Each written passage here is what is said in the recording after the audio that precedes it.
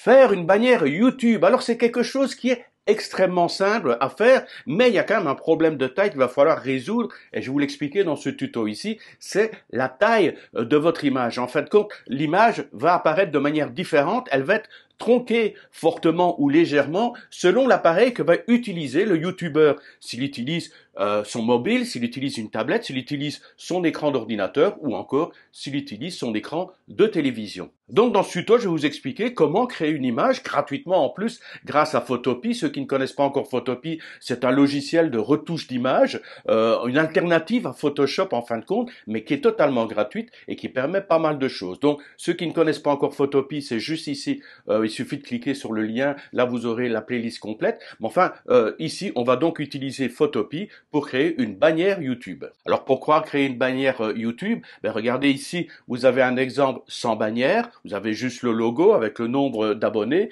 et ici vous avez un exemple avec la bannière. Donc c'est vrai que le fait de mettre une bannière, ça permet de donner immédiatement l'identité de votre site, de donner un petit peu le design, de donner un petit peu l'idée générale de votre site, et ça donne un côté un peu plus professionnel. En un coup d'œil, la personne qui vient pour la première fois sur votre chaîne peut avoir une idée des thèmes, des sujets qui sont abordés sur votre chaîne. Alors je vais vous donner des conseils, des astuces supplémentaires, mais je vais le faire durant le tuto. On va pas perdre de temps, on va directement sur mon ordinateur. Pour une bannière, YouTube nous préconise une photo de dimension en 2560 pixels par 1440 pixels. Voilà ce que ça donne. Voilà, c'est joli, c'est magnifique. Vous dites, waouh, quelle couverture! Le problème, c'est cette couverture, elle est adaptée pour des écrans de télévision. Si par contre, les gens regardent, visitent votre chaîne YouTube via un téléphone, voilà exactement ce qu'ils verront de votre image. Ils ne verront que ce petit rectangle au milieu,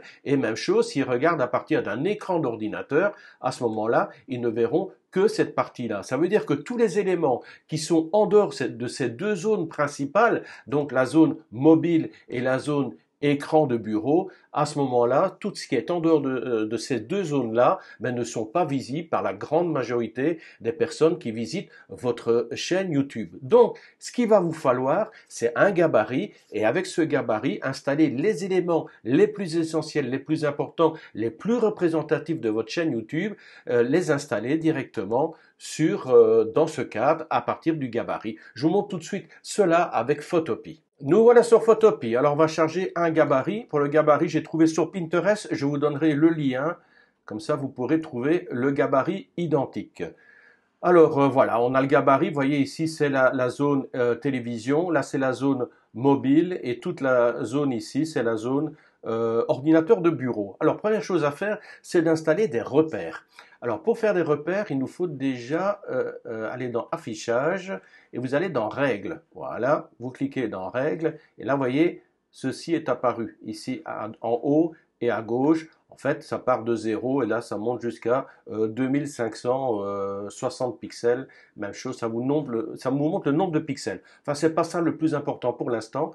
Avec votre souris, donc vous sélectionnez la flèche ici, vous allez dans les règles, vous cliquez clic gauche de la souris, votre curseur est bien ici dans les chiffres, clic gauche de la souris et vous descendez sans lâcher le clic et regardez, il y a une ligne qui apparaît, c'est un repère. On installe un repère, on recommence, on installe un deuxième repère pour connaître exactement les limites.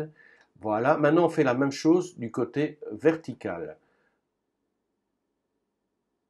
Voilà, un repère, un autre repère, un repère ici et un repère ici. Voilà, toute la zone ici, c'est vraiment la zone qui apparaîtra sur tous les appareils. La zone un peu plus grande ici, ça concerne la partie visible sur les tablettes, mais il y a très peu d'utilisateurs sur tablette en fin de compte. Et puis toute la zone ici, ça correspond à l'ordinateur de bureau. Donc ce sont les deux zones les plus importantes. Alors ce que je vous conseille de faire, c'est d'avoir les repères qui soient bien installés. Vous cliquez sur le zoom, voilà, vous zoomez, cliquez sur plus, plus, plus, plus. Et vous voyez ici, par exemple, le repère n'est pas très bien placé à la limite. Vous recliquez sur la flèche. Donc vous avez la flèche qui est affichée. Et regardez, lorsque j'approche du repère, voilà, il y a une double flèche qui s'est affichée. Clic gauche de la souris, je garde mon clic gauche et je déplace la ligne au bon endroit pour avoir des repères placés au pixel près. Voilà, je vais régler mes repères, je vous retrouve tout de suite après. Voilà, mes repères sont parfaitement installés. Alors au niveau des repères, ne vous en faites pas, ils n'apparaissent pas lors de l'exportation. Ce sont vraiment des repères invisibles lorsque vous exportez, donc pas d'inquiétude. On n'a plus besoin de toute cette zone là ici, donc je vais la virer. Pour ça, je vais prendre le pinceau, je vais agrandir, il est en 15 là, 126 c'est trop petit. Oh, je vais monter jusqu'à 700. Oui, c'est du blanc qui est sélectionné, impeccable. Donc je gomme en fait, je blanchis. Voilà, ici, ça, j'ai un gabarit.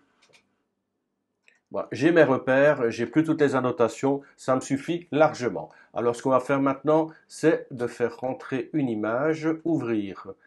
Boum, boum, boum, boum, boum, cette image-ci, ouvrir. Voilà. La photo est ici. Maintenant, j'ai besoin de la placer sur le gabarit. Donc, clic droit de la souris, dupliquer vers, et on transfère vers gabarit. OK.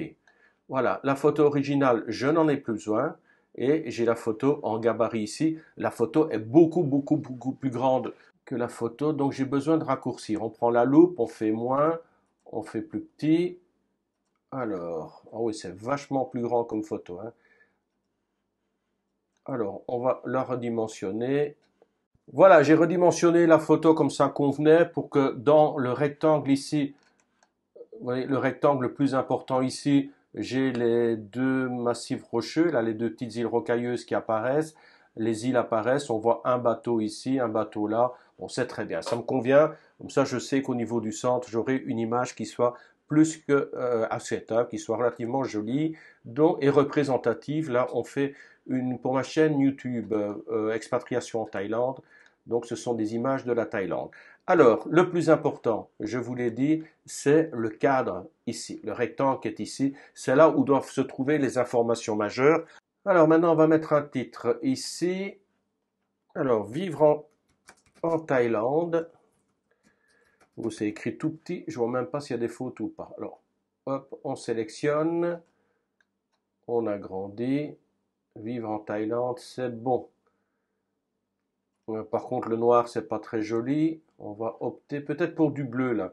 Drapeau thaïlandais, c'est bleu, blanc, rouge. Allez. OK. Aux couleurs de la Thaïlande, voilà. Vivre en Thaïlande. Bon, ça cache un peu l'île, mais c'est pas trop grave. On aperçoit la mer.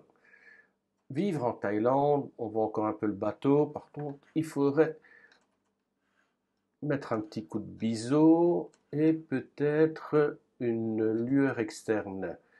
Lueur externe, je double-clique dessus. Je vais mettre du blanc. OK.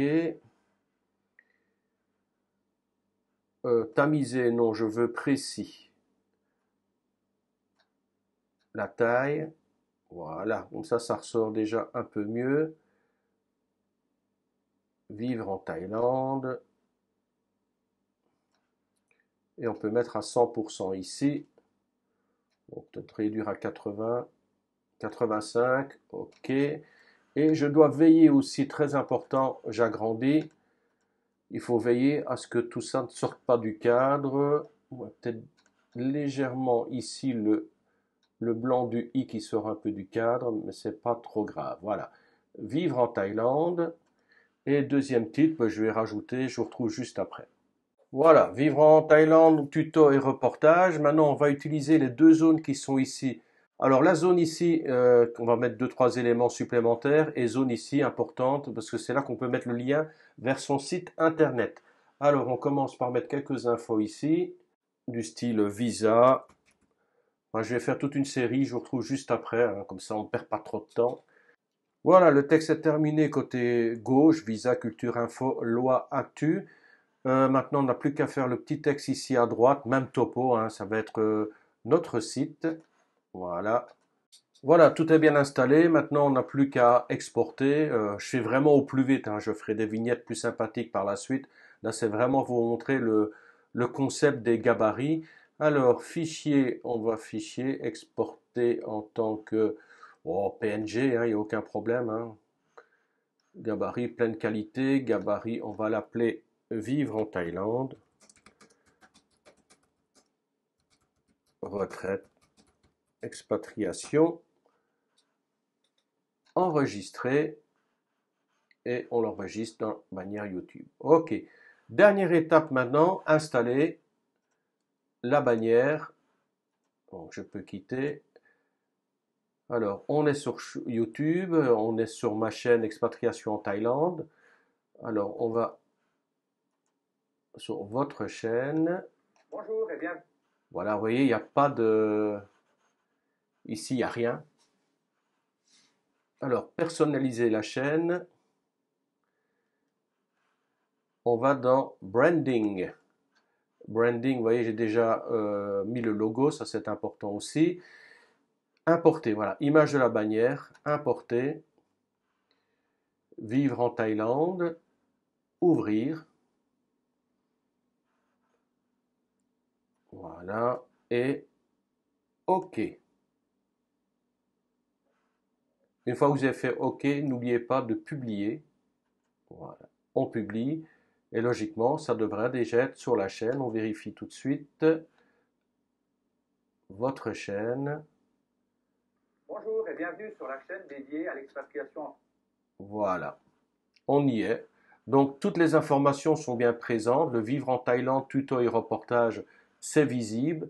Visa, culture, info, loi, actus, ça reste dans le cadre également.